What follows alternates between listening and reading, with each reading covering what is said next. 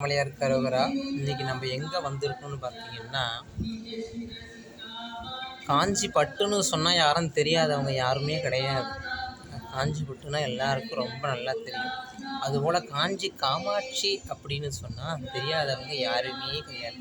பால திரிபுர சுந்தரி அம்பாள் இந்த கோவிலில், காஞ்சி காமாட்சி அம்மன் கோவிலில் தான் இருக்கும்.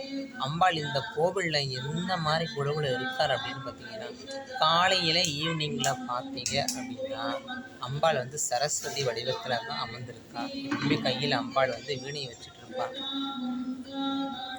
அது மட்டும் இல்லை, அம்பாளுடைய சிறப்பு மிக சிறப்பான ஒரு அம்சம் அப்படின்னு சொன்னீங்கன்னா, இந்த வெள்ளிக்கிழமை 5ஆம் வெள்ளிக்கிழமை அன்னைக்கு அம்பாளுக்கு மஞ்சள் குங்குமம் வெத்தலை பாக்கு பழம் வச்சு மஞ்சள் கயிறு வச்சு நீங்கள் அம்பாளுக்கு தாம்பழமாக கொடுக்குறீங்க அப்படின்னா பெண்களுடைய திருமாங்கலம் நிலச்சிருக்கும்.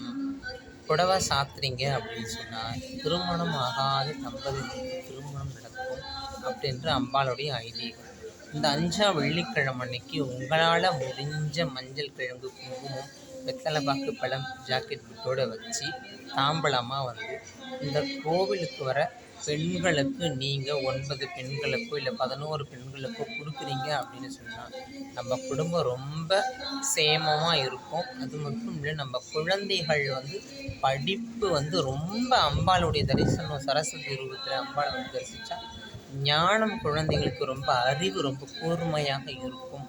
அது மட்டும் இல்லைங்க, பின்னாடி அம்பாளுக்கு பின்னாடி பார்த்தா வெங்கடாச்சலபதி பெருமாள் இருப்பார். வெங்கடாச்சலபதிக்கு மேலே பார்த்தீங்கன்னா அம்பாள் மகாலட்சுமி இருப்பாள்.